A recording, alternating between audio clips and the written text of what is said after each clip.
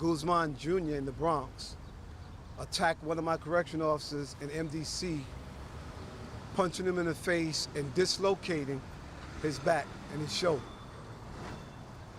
Then we roll over to this morning and I have a mentally ill inmate who literally, if you see the video, tried to kill a female New York City correction officer by wrapping his t-shirt around her neck and choking her down to the ground.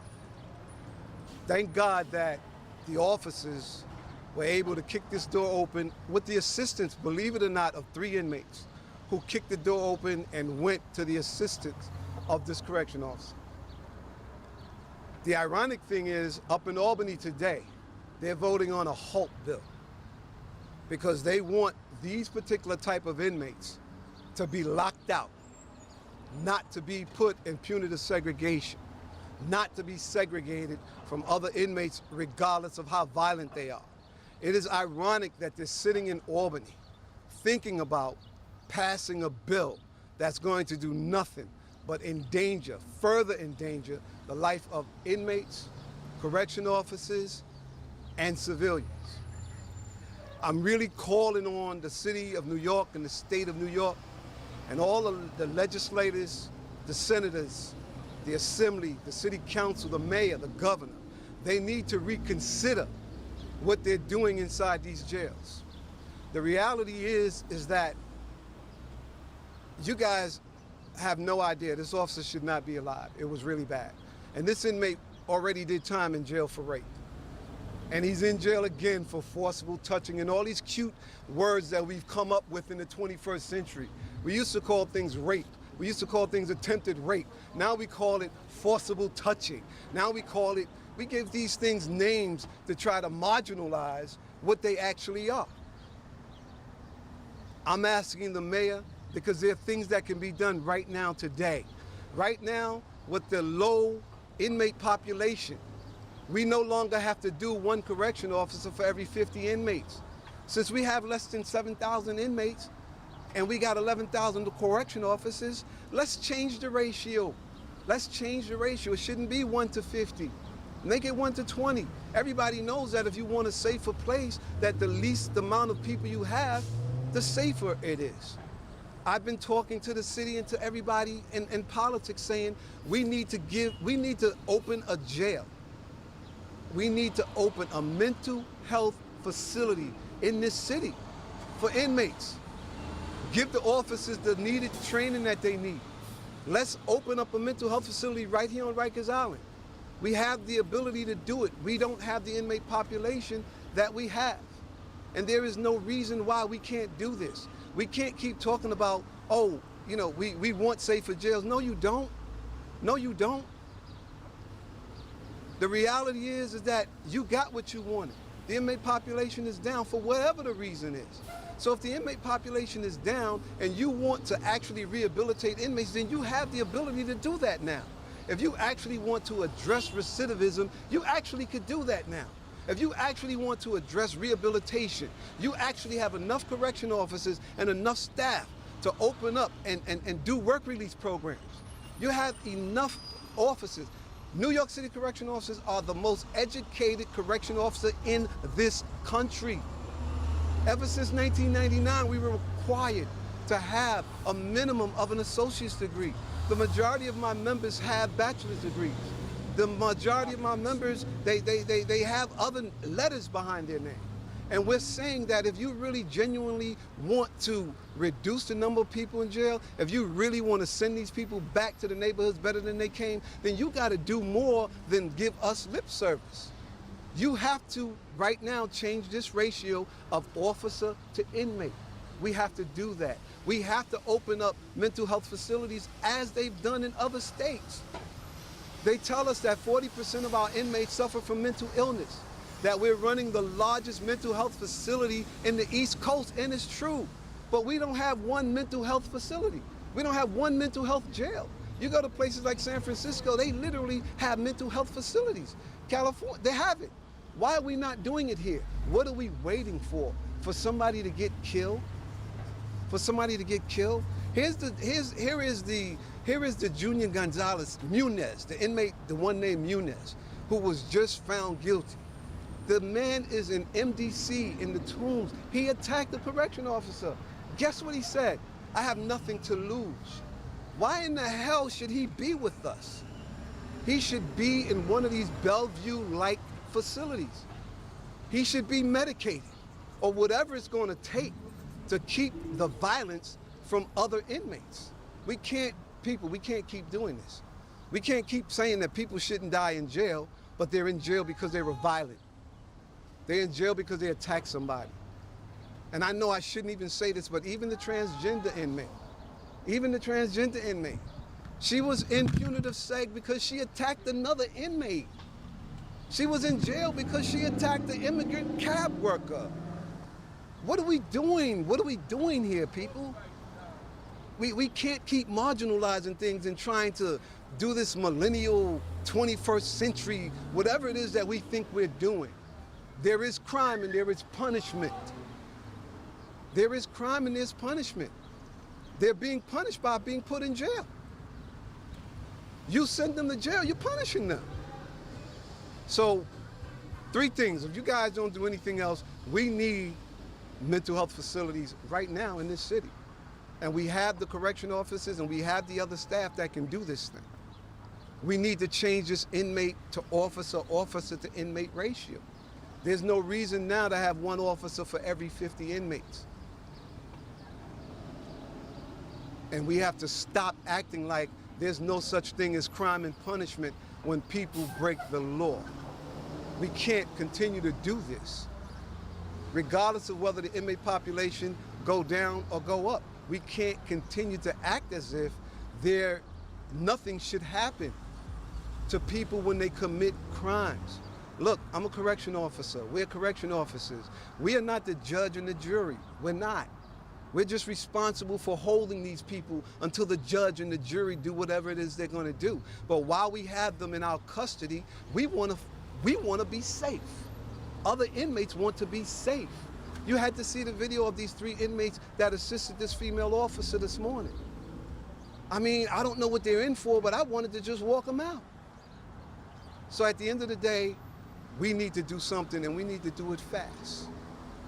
Thank you.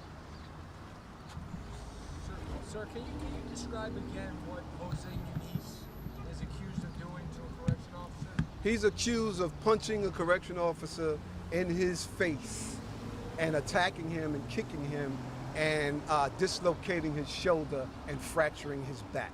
I don't think I can get any more graphic. That's what he did. And this is the same Muniz? This is the same Muniz, yes. Ever since them guys have been in jails, they never stopped committing crime. They still continue to live as if they were in the street and acting as they were in the street and as if there is no justice, there is no law, there is no order. Where is he being held now? Probably on Rikers. Since last night, he was being held in MDC in the Tombs, and now he should be on Rikers Island. He should be in the Bing if he's not still at Central Booking being rearrested. Is there any type of feeling that he's trying to act a certain way now after his conviction? To be very honest with you, I am not a goddamn psychologist. I don't know what his intentions or his motives are. What I know is we have to treat what we see. And what we have and what we see are violent people. We can't continue to feed the crisis and try to figure out, like I said earlier, and marginalize, oh, he's just acting out. This is a grown-ass man. And he knows what he is doing and he knows what he did. In the Tombs where this incident happened, is that a segregated area? Was he held in a special area or was it a general population area over at the Tombs? He was held, I don't know whether it was a special area, but he was held there with other inmates. Was the attack while he was being transported or was there any movement? The officer was attacked as he was trying to provide services. But just unprovoked, that you just went up to him? Yes, unprovoked. You know exactly the time yesterday. I'm sorry, say that? Timing. On which one? The one this morning or the one last night? The one last night, I was at the hospital with the officer. It happened, I think around about 6 o'clock, 5, 6 o'clock, maybe earlier. And the female officer, I don't want to marginalize what happened to her. This guy is a rapist. He's in jail for rape. And quite frankly, that officer was alone with him with no assistant. And if he was able to choke her and she became unconscious, she was going to be another one of his victims. And the reality is, those people that sit in Albany, the Corey Johnsons of the world, and the rest of these people need to wake up and pay attention. The Board of Corrections and these people who are making these rules, who seem to think that we're running some type of daycare center. We're not running a daycare center. That's not what we're doing. Listen, we're not saying that all the inmates in our custody are bad. That's not what we're saying. Some of them are in there for horrible crimes and they haven't done any other crimes since they've been in jail. That's not what we're saying. We're saying that we need to address the ones who are, the ones who continue to do it. It's the same inmates. I'm going to see you guys at another press conference somewhere in the future saying the same shit. And it makes no sense because the people who are responsible for these idiotic policies are sitting somewhere saying, well, it can't be that bad. Well, let me choke your daughter out. Let me choke your daughter out. Let me break your son's back. Let me fracture your daughter's face. Let me rape your child and see exactly how you feel about this.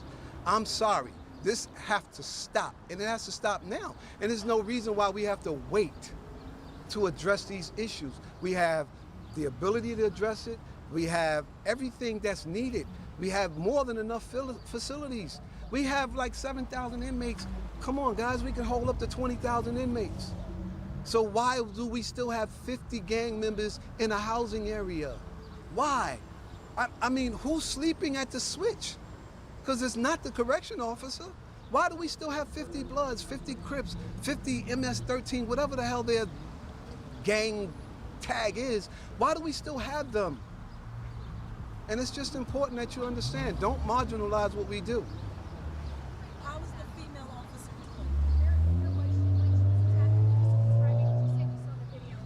doing? This happened in AMKC. She went into the pantry. Unfortunately, the inmate, when she went into the pantry, took his shirt, undershirt, went behind her, grabbed her, choked her, was really choking her, threw her on the ground. She hit her face on the door, and like I said, thank God for the officers that was there, and thank God for the inmates that was there, because they kicked that door that should not have been able to be kicked it open, and came to her aid. And she's okay. She's as well as could be. Thank God, because it could have been worse. But I don't want to keep standing here talking about what's going to happen. I'm sorry, sir. And that was what, last night or today?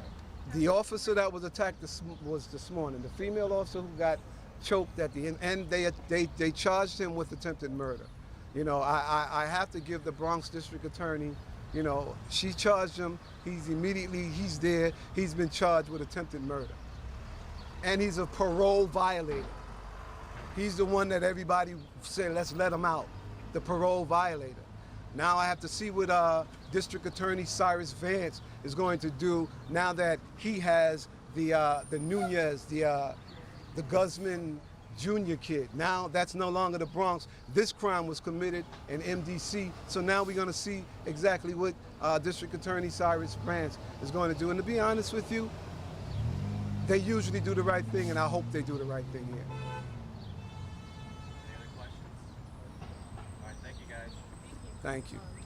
I'm sorry, I came right at a second traffic stop. I have your name and everything. Elias from Samubin, Spell it for me. H-U-E-L-I-A-S, USA. That's good.